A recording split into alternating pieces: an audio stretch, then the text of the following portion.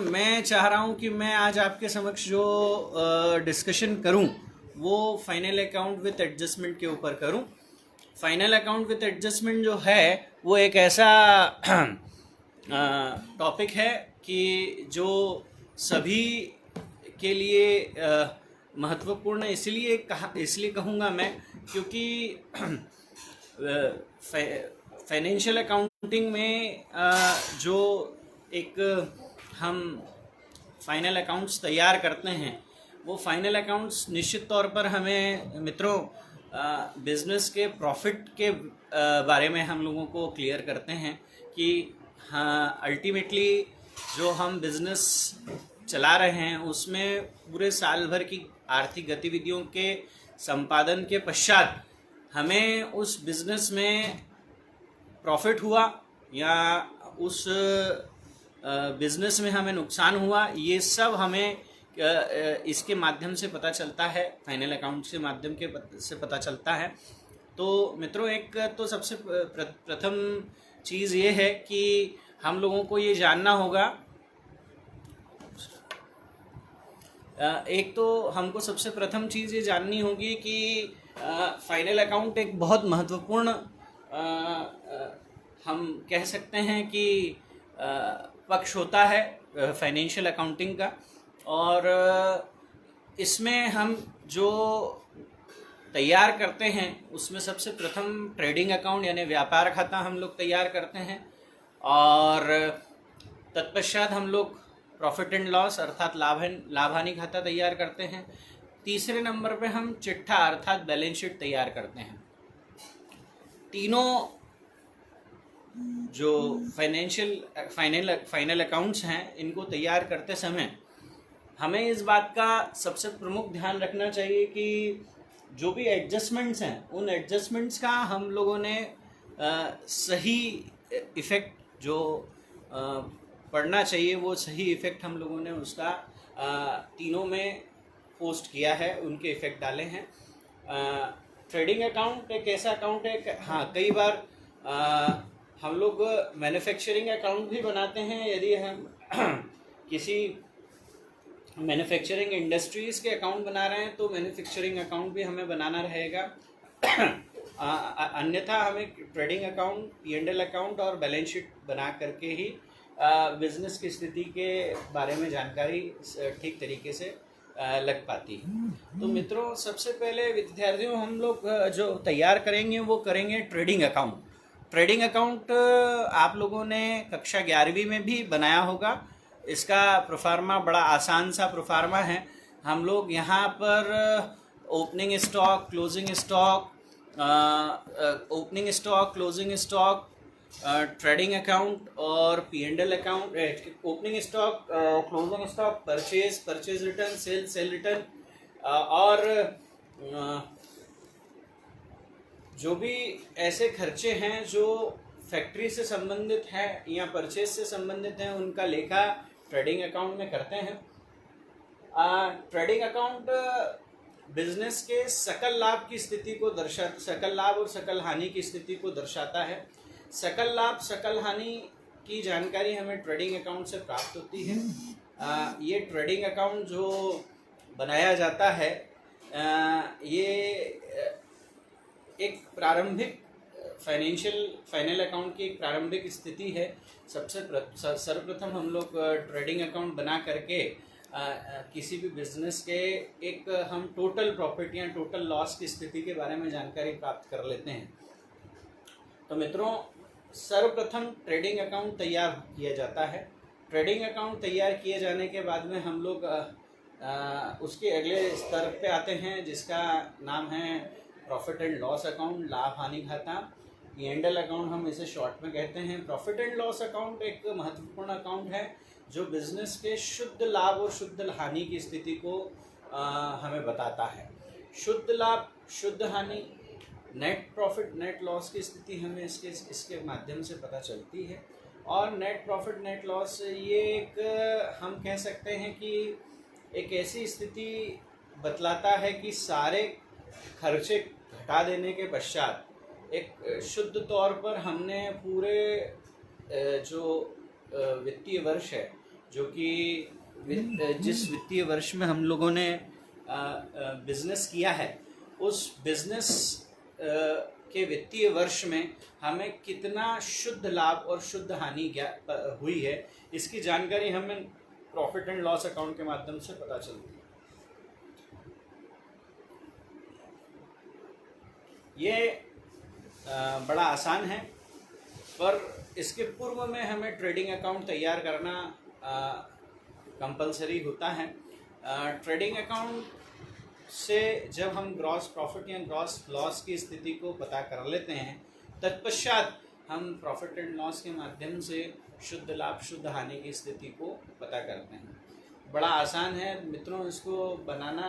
इसमें सारे प्रॉफिट्स और इनकम्स को हम क्रेडिट साइड में पोस्ट करते हैं, और जितने भी एक्सपेंडिचर्स हैं और लॉसेस हैं उनको हम डेबिट साइड में पोस्ट करते हैं। पर कुछ एक्सपेंडिचर जो ऑलरेडी हम ट्रेडिंग अकाउंट में लिख चुके हैं, जैसा कि मैंने थोड़ी देर पहले आपसे चर्चा की थी कि फैक्ट्री और परचेज से संबंधित जितने भी एक्सपेंडिचर्स हैं वो ऑलरेडी हम लोगों ने ट्रेडिंग अकाउंट में पोस्ट कर दिए हैं। तो उनके अलावा आने वाले एक्सपेंडिचर्स, चाहे वो ऑफिस से संबंधित हो, चाहे वो सेल्स से संबंधित हो, वो सारे एक्सपेंडिचर्स हम लोग P&L अकाउंट के डेबिट साइड में लिखेंगे। तो इस प्रकार प्रॉफिट एंड लॉस अकाउंट तैयार करना है तो खर्चे और हानियों को हमें डेबिट करना होगा, और आय और जितनी भी लाभ हैं, इनकम एंड प्रॉफिट्स हैं, उन सभी को हमें क्रेडिट साइड में पोस्ट करना होगा। तो ऐसा है मित्रों कि इस प्रकार से हमको ये ध्यान रखना है कि 2 स्टेप्स हम लोग पूरी कर चुके हैं। प्रथम स्टेप में हम ट्रेडिंग अकाउंट में के माध्यम से हम लोग किसी भी बिजनेस का ग्रॉस प्रॉफिट ग्रॉस लॉस पता कर लेते हैं, और प्रॉफिट एंड लॉस अकाउंट के माध्यम से हम लोग किसी भी बिजनेस का नेट प्रॉफिट और नेट लॉस पता कर पाते हैं। अब तीसरा स्तर जो है, हम जो महत्वपूर्ण स्तर है वो चिट्ठा है, बैलेंस शीट है। हम किसी भी बिजनेस के साल भर की गतिविधियों के संचालन के पश्चात ट्रेडिंग अकाउंट बनाएंगे, प्रॉफिट एंड लॉस अकाउंट बनाएंगे, तत्पश्चात उस बिजनेस के बैलेंस शीट के बना करके हम उसकी संपत्ति और दायित्वों की स्थिति को भी पता करने का प्रयास करेंगे। तो बैलेंस शीट एक अकाउंट नहीं है, बैलेंस शीट एक स्टेटमेंट है। इस स्टेटमेंट के माध्यम से हमें बिजनेस के एक आर्थिक स्थिति का जो पक्ष है वो हमारे सामने आता है। हम लोग अगर बात करें तो एक बिजनेस में कितनी वित्तीय वर्ष में असेट्स में वृद्धि हुई है या लाइबिलिटीज़ में वृद्धि या कमी हुई है, उसकी सारी जानकारी हमें बैलेंस शीट के माध्यम से पता चलेगी। तो मित्रों, इसके पश्चात हम लोग बैलेंस शीट बनाते हैं। बैलेंस शीट एक महत्वपूर्ण विवरण है जिसकी माध्यम से हम बिजनेस की एसेट्स और लाइबिलिटीज़ के बारे में जानते हैं। इसका जो बायां पक्ष होता है, बाएं तरफ हम जो कॉलम बनाते हैं उसका नाम लाइबिलिटीज़ होता है, और दाहिने तरफ जो हम कॉलम बनाते हैं उसे हम एसेट्स कहते हैं। तो इस प्रकार से सारी लाइबिलिटीज़ और कैपिटल हम लोग लाइबिलिटी साइड में लिखते हैं, और जितनी भी बिजनेस की एसेट्स हैं उन एसेट्स को हम बिजनेस के संपत्ति बैलेंस शीट के संपत्ति पक्ष में लिखें। तो मित्रों, इस प्रकार ये जो फाइनेंशियल अकाउंटिंग में सबसे महत्वपूर्ण टॉपिक है फाइनल अकाउंट, इसके जो फाइनल अकाउंट है इसके बारे में मैंने आपको बतलाया कि सर्वप्रथम हम ट्रेडिंग अकाउंट व्यापार खाता तैयार करेंगे, इसके पश्चात प्रॉफिट एंड लॉस अकाउंट यानी लाभ हानि खाता तैयार करेंगे, तत्पश्चात चिट्ठा अर्थात बैलेंस शीट हम लोग तैयार करेंगे। ये तीनों महत्वपूर्ण हैं। अब ये तैयार करते समय कुछ एडजस्टमेंट्स को हमें ध्यान में रखना चाहिए। ये एडजस्टमेंट्स यानी समायोजन क्या होते हैं?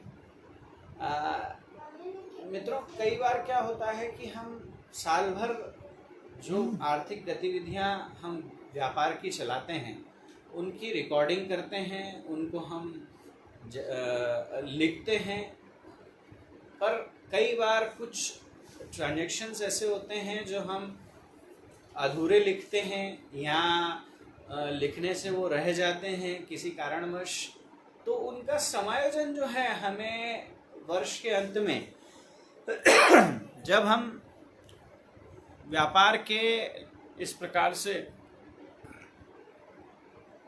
विवरण तैयार करते हैं, अंत में फाइनल अकाउंट्स तैयार करते हैं, अंतिम खाते तैयार करते हैं, तो अंतिम खाते तैयार करते समय हम जो इस प्रकार के एडजस्टमेंट्स हैं उनका इफेक्ट भी हमें उनके ऊपर डालना रहता है, ताकि जो हमें व्यापार का शुद्ध लाभ, शुद्ध हानि या व्यापार की जो भी संपत्तियां, दायित्व हैं, उनका वास्तविक ज्ञान हमें हो सके। तो कई एडजस्टमेंट्स ऐसे होते हैं जो वित्तीय वर्ष के होते हैं पर वो रिकॉर्ड करने से छूट जाते हैं। कई ऐसे ट्रांजैक्शंस होते हैं जो अधूरे हम लोग रिकॉर्ड करते हैं। कई ऐसे ट्रांजैक्शंस होते हैं जिनकी अकाउंटिंग प्रिंसिपल्स को ध्यान में रखे बगैर हम लोग उनकी पोस्टिंग गलत कर देते हैं। तो इस प्रकार के जितने भी गलत ट्रांजैक्शंस हैं या इस प्रकार के जितने भी अधूरे रिकॉर्ड किए हुए ट्रांजैक्शन हैं या जो ऐसे ट्रांजैक्शन जो बिल्कुल रिकॉर्ड करने से रह गए हैं, इन ट्रांजैक्शंस का एडजस्टमेंट्स हमें फाइनल अकाउंट बनाते समय ज़रूर करना चाहिए। अगर हम इन ट्रांजैक्शंस को ध्यान में रखे बगैर वित्तीय ये अंतिम खाते हम लोग तैयार करेंगे, फाइनल अकाउंट हम लोग तैयार करेंगे, तो ये फाइनल अकाउंट कदापि हमें सही रिजल्ट्स नहीं देंगे। वो रिजल्ट सही इसलिए नहीं होंगे क्योंकि वित्तीय वर्ष से संबंधित कुछ ट्रांजैक्शंस को हमने ध्यान में नहीं रखा। तो मित्रों, final account with adjustments, final account के बारे में तो मैंने आपको जानकारी दे दी। अब एडजस्टमेंट्स के बारे में भी हमें जानना बहुत आवश्यक है। कुछ प्रमुख एडजस्टमेंट्स, हालांकि अभी सभी एडजस्टमेंट्स आपके सामने डिस्कस करना संभव नहीं है, पर जितने मेरे ध्यान में आएंगे उतने एडजस्टमेंट्स में आपके सामने जो प्रमुख हैं, जो एक जब प्रश्न परीक्षा में पूछा जाता है तो जो प्रमुख एडजस्टमेंट्स पूछे जाते हैं, उन प्रमुख एडजस्टमेंट्स में से कुछ एडजस्टमेंट्स मैं आपके सामने डिस्कस करूंगा। तो मित्रों, सबसे पहला एडजस्टमेंट जो होता है वो होता है क्लोजिंग स्टॉक का, अंतिम स्कंद। आप जानते हैं अंतिम स्कंद किसे कहते हैं? तो अंतिम स्कंद वित्तीय वर्ष के अंत में जो माल बिकने से रह जाता है उसे हम क्लोजिंग स्टॉक अर्थात अंतिम स्कंद कहते हैं। अंतिम स्कंद एक निश्चित अवधि जब हम खाते तैयार कर रहे हैं उसके अंत में हमारे पास बिना बिका हुआ जो माल है, चाहे वो रॉ मटेरियल के फॉर्म में हो, चाहे वो फिनिश गुड्स के फॉर्म में हो या वर्क इन प्रोग्रेस के फॉर्म में हो, तो वो जो साल के अंत में हमारे पास रह गया है उसे ही हम क्लोजिंग स्टॉक की कैटेगरी में लेंगे। क्लोजिंग स्टॉक जो है वो आपको एक यहाँ बात ध्यान रखना होगी कि जितने भी एडजस्टमेंट्स होते हैं वो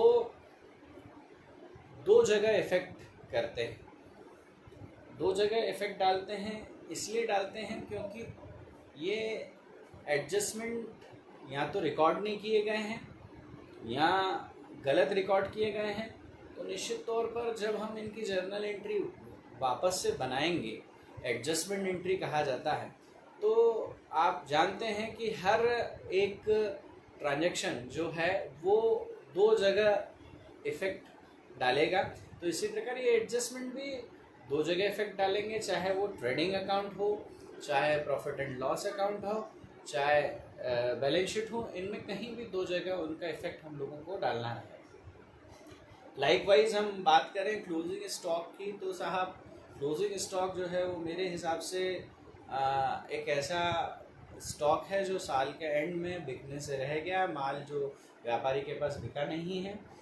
उसके दो इफेक्ट हम लोग डालेंगे। एक तो ट्रेडिंग अकाउंट के क्रेडिट साइड में इसकी पोस्टिंग होती है, और जब हम बैलेंस शीट बनाते हैं तो बैलेंस शीट के एसेट साइड में हमें इसे पोस्ट करना चाहिए। निश्चित तौर पर यहाँ हमें ये समझना होगा कि एडजस्टमेंट जो है वो एक ऐसा ट्रांजैक्शन है जो लिखने से रह गया है या गलत लिखा है, तो यहाँ पर हमें उसकी पोस्टिंग करनी होगी। तो डबल एंट्री सिस्टम बेसिस पे हमको उसको पोस्ट करना होगा और उसे हमें 2 जगह पोस्ट करना होगा। इसके पश्चात हम लोग बात करें अगले एडजस्टमेंट की, तो अगला एडजस्टमेंट है आउटस्टैंडिंग एक्सपेंसेस, अदत्त व्यय। आप जानते हैं अदत्त व्यय के बारे में आप लोगों ने 11वीं कक्षा में भी पढ़ा होगा, 12वीं कक्षा में भी पढ़ा होगा कई बार। अदत्त व्यय एक ऐसा एडजस्टमेंट है जहां हमको ये समझना होगा कि आउटस्टैंडिंग एक्सपेंसेस मीन्स एक ऐसा एक्सपेंडिचर जो साल के अंत में चुकाना रह गया। हमने इसके अगेंस्ट, इस पर्टिकुलर एक्सपेंडिचर के अगेंस्ट हम लोगों ने सेवाएं ले ली हैं, लेकिन अभी उसका भुगतान करना बाकी है। जैसे एक व्यक्ति को, एक कर्मचारी को हमने उससे सेवाएं ले ली, लेकिन हमने अभी तक उसको उसकी सैलरी नहीं दी। तो इस प्रकार इसके उस वेतन को जो नहीं चुकाया गया है उसे ही हम आउटस्टैंडिंग सैलरी कहेंगे। तो अदत्त व्यय ये भी वित्तीय वर्ष से संबंधित है। अतः चूंकि ये वित्तीय वर्ष से संबंधित है तो इस वित्तीय वर्ष में उसका लेखा करना बहुत आवश्यक है। अगर हम इसका लेखा नहीं करते हैं तो इसका सीधा असर हम लोगों के ग्रॉस प्रॉफिट और नेट प्रॉफिट पर इसलिए पड़ेगा क्योंकि हम लोगों ने उसे रिकॉर्ड किए बगैर वो प्रॉफिट निकाला है। तो अदत्त व्यय एक ऐसा एक्सपेंडिचर है, एक ऐसा एक्सपेंसेस है जिसके अगेंस्ट हम लोगों ने सेवाएं तो ले ली हैं लेकिन अभी तक उसका भुगतान नहीं किया है। तो इस प्रकार के जैसे जो भी एक्सपेंडिचर होंगे, जो अदत्त होंगे, उन अदत्त व्ययों को हम लोगों को संबंधित व्यय में जोड़ देना चाहिए क्योंकि वो इसी वर्ष की से संबंधित है। और दूसरा, चूंकि उसका भुगतान करना बाकी है, तो भुगतान करना बाकी है इसीलिए उसे हम बैलेंस शीट के लायबिलिटीज साइड में शो करेंगे। तो मित्रों, हम लोगों को अदत्त व्यय के 2 इफेक्ट डालना है। पहला इफेक्ट जो होगा वो उसे संबंधित व्यय में हमें जोड़ना रहेगा और दूसरा इफेक्ट जो होगा उसे बैलेंस शीट यानी चिट्ठे के लायबिलिटी दायित्व पक्ष में हमें उसको शो करना है। अब इसी प्रकार से जिस प्रकार से अदत्त व्यय होता है उसी प्रकार से पूर्वदत्त व्यय भी होता है, प्रीपेड एक्सपेंडिचर्स। ऐसे एक्सपेंडिचर जिनका हम लोगों ने, जिनके बदले में सेवाएं प्राप्त नहीं की हैं परंतु फिर भी हमने उनका भुगतान कर दिया है, ऐसे व्ययों को, ऐसे एक्सपेंडिचर्स को हम पूर्वदत्त व्यय कहेंगे। पूर्वदत्त व्यय चूंकि इस वर्ष से संबंधित नहीं है, इसका संबंध आने वाले वर्ष से है, चूंकि हमने उसका पहले से पूर्व में भुगतान कर दिया है, इसीलिए हमें उसे भी यहाँ जो अकाउंटिंग करते समय है हमें इसको शामिल नहीं करना चाहिए।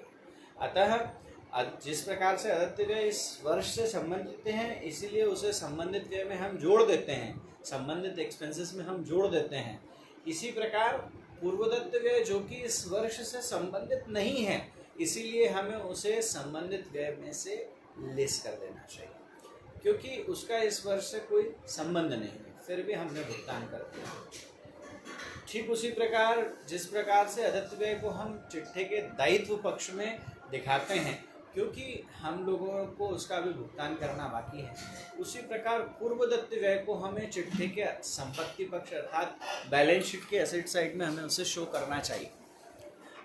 मित्रों, एक चीज़ का यहाँ बहुत ध्यान रखना है कि ये जो अदत्त व्यय है और पूर्वदत्त व्यय हैं ये दोनों काफ़ी महत्वपूर्ण हैं और लगभग प्रश्न में जब प्रश्न पूछा जाता है तो इन दोनों ही समायोजन यानी एडजस्टमेंट का प्रश्न में उल्लेख होता है।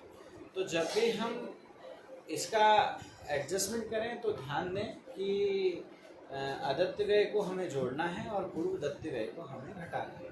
अदत्त व्यय को हमें बैलेंस शीट के लायबिलिटीज साइड में शो करना है और पूर्वदत्त व्यय को हमें बैलेंस शीट के असेट साइड में शो करना है। तो इस प्रकार जो व्यय होते हैं, एक्सपेंडिचर्स होते हैं, उन एक्सपेंडिचर्स में हमें दो एडजस्टमेंट्स सामान्यतः दिए रहते हैं।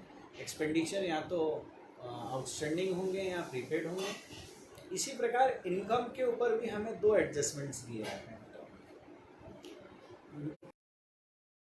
जो कि सामान्यतः हम देखें तो प्रॉफिट एंड लॉस के क्रेडिट साइड में हम लोग लिखते हैं। तो इनके ऊपर भी दो एडजस्टमेंट होते हैं, एक उपार्जित आय और एक अनुपार्जित आय। अनुपार्जित आय को अग्रिम आय भी कहा जाता है। उपार्जित आय एक्रूड इनकम से हमारा आशय है कि ऐसी इनकम जो हमने कमा तो ली है परंतु अभी तक हमें प्राप्त नहीं है, जिसके बदले में हम सेवाएं प्रदान कर चुके हैं परंतु सेवा जिनको प्रदान की हैं उनसे उसकी राशि प्राप्त करना हमें बाकी है। तो ऐसी आय को हम उपार्जित आय कहेंगे। और उपार्जित आय जो है वो एक ऐसी आय मानी गई है कि जिसका संबंध इसी वित्तीय वर्ष से है। अतः जब भी हम उपार्जित आय की बात करेंगे तो इसे हमें संबंधित आय में जोड़ना चाहिए, क्योंकि ये इसी वर्ष से संबंधित है परंतु अभी प्राप्त नहीं हुई, इसलिए इसे बैलेंस शीट के असेट साइड में हमें शो कराना चाहिए। तो एक तो चूँकि इस वर्ष से संबंधित है तो हमें इसे इस साल के प्रॉफिट एंड लॉस अकाउंट में उसे जगह देनी है। अतः संबंधित आय में उसे या तो हम जोड़ेंगे या अगर संबंधित आय नहीं है तो हम उसको अलग से लिख देंगे। और दूसरा, चूँकि ये आय अभी मिलना बाकी है, प्राप्त होना बाकी है, अतः इस आय को चूँकि प्राप्त होना बाकी है इसीलिए हम इसे बैलेंस शीट के असेट साइड में। तो एक सबसे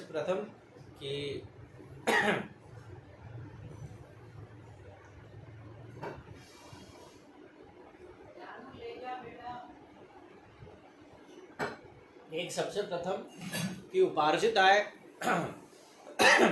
को हमें प्रॉफिट एंड लॉस अकाउंट के क्रेडिट साइड में संबंधित आय में या तो जोड़ना चाहिए या उसे अलग से लिखना चाहिए। और दूसरा, उसे बैलेंस शीट के असेट साइड में हमें शो करना चाहिए। इसी प्रकार लाइकवाइज मैंने आपको बताया इनकम के ऊपर दो एडजस्टमेंट होंगे। अगला एडजस्टमेंट है अनुपार्जित आय, अग्रिम आय। अनुपार्जित या अग्रिम आय से हमारा आशय ऐसी इनकम से है जिसके बदले में हमने सेवाएं अभी तक प्रदान नहीं की है परंतु फिर भी ये आय हमें प्राप्त हो चुकी है। अनुपार्जित आय अग्रिम आय का हमारा जो कंसेप्ट है बिल्कुल एक्रूड इनकम का अपोजिट है। जैसे मैंने आपको बताया, चूँकि एक्रूड इनकम हमने सेवाएं प्रदान कर दी है लेकिन अभी तक हमें प्राप्त नहीं हुई है।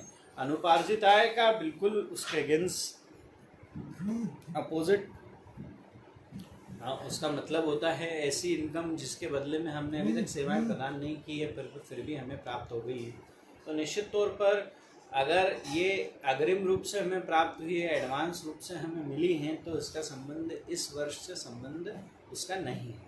अतः जब भी हम अनुपार्जित आय की बात करेंगे तो इसे, चूँकि ये इस वर्ष से संबंधित नहीं है तो इसलिए इसे संबंधित इनकम में से हम लोग लेस कर देंगे।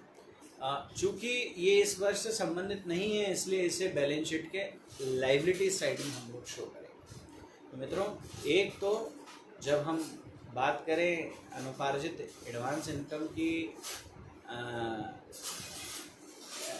अग्रिम आय की, तो हमें इसे जब हम प्रॉफिट एंड लॉस अकाउंट बना रहे हैं तो इसे संबंधित इनकम में से हमें इसको लेस कर देना चाहिए और दूसरा बैलेंस शीट के लायबिलिटी साइड में हमें शो करना चाहिए। अब मैं बात करता हूँ अगले एडजस्टमेंट के ऊपर आता हूँ।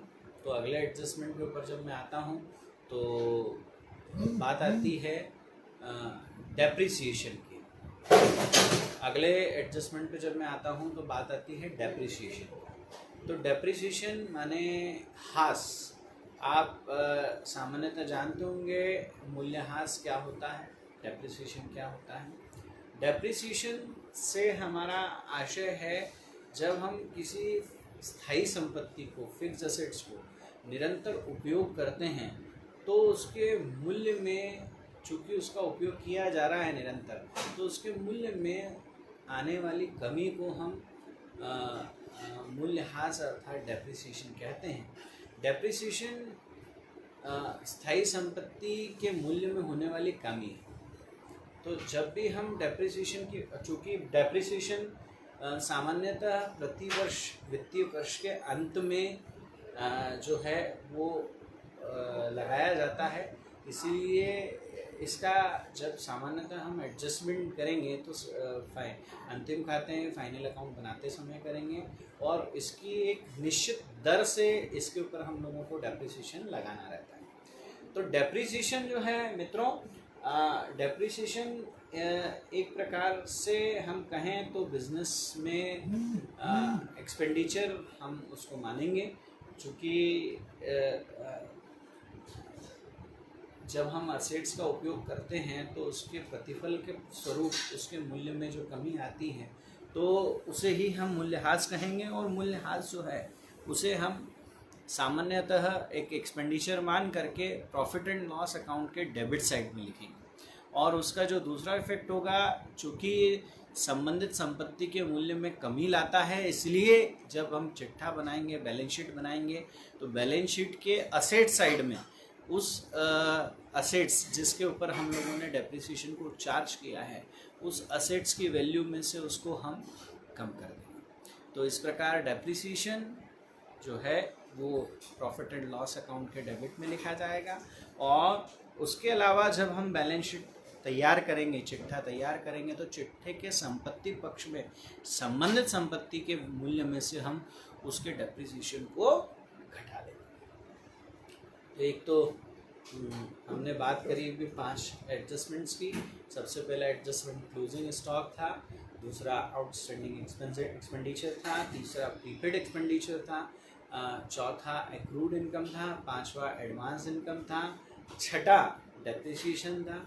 अब हम सातवें एडजस्टमेंट की हम लोग बात कर रहे हैं, जो है पूंजी पर ब्याज, इंटरेस्ट ऑन कैपिटल। मित्रों, हमको एक चीज़ का यहाँ, एक बात का हमें विशेष ध्यान रखना है कि जब कोई व्यापारी व्यापार प्रारंभ करता है तो व्यापार को प्रारंभ करते समय कुछ राशि, कुछ संपत्तियाँ वो इनिशियल स्टेज पर बिजनेस में लगाता है, जिसे हम कैपिटल कहते हैं, पूंजी कहते हैं।